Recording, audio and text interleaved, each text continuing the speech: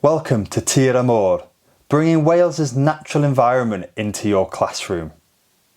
Working through these activities will take you and your class on a journey from Wales's highest mountain peaks, through moorland, farmland, woodland, along steep upland river gullies, down waterfalls into wide meandering bends, out into estuaries and coastlines and further off Wales's incredible islands.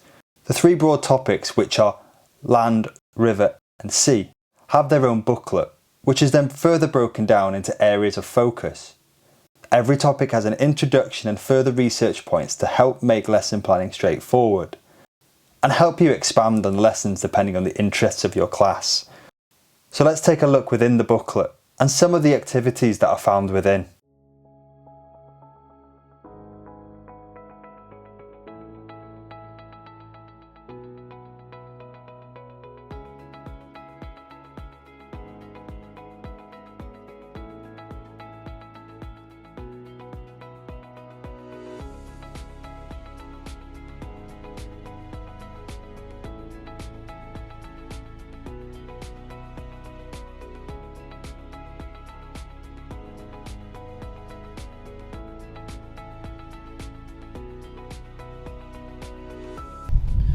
The water wheel can be used to describe the movement of water. The water begins this journey by being evaporated by the sun's warm rays.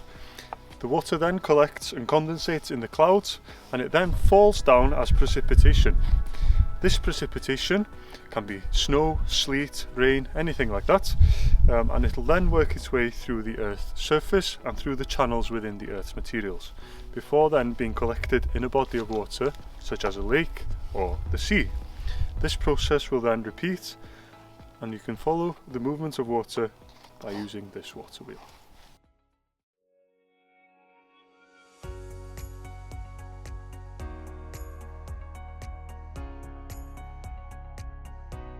The purpose of this experiment is to demonstrate how evaporation occurs in the environment. For this experiment, we will need some water, some salt, a cup to mix them together, and some food colouring. We're going to use some blue food colouring because this will show how the salt crystals will form after evaporation. So let's start off with some water, and we'll mix 2 teaspoons of salt in this water. Make sure to mix this well.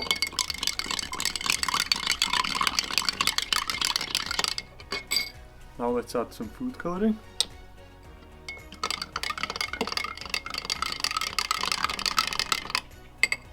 And then we'll pour it into this saucer. The sauce is used to increase the surface area. So the next step is to place 3 of these in different locations. So we'll need to repeat this twice.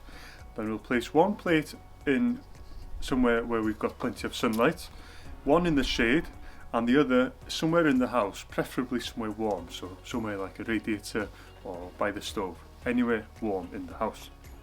Over the next 2 to 4 days, we'll need to keep a look at these sources. We'll be able to see the rate of evaporation and see where the salt is seen first. That is the place where it's warmest, therefore evaporation occurs quicker.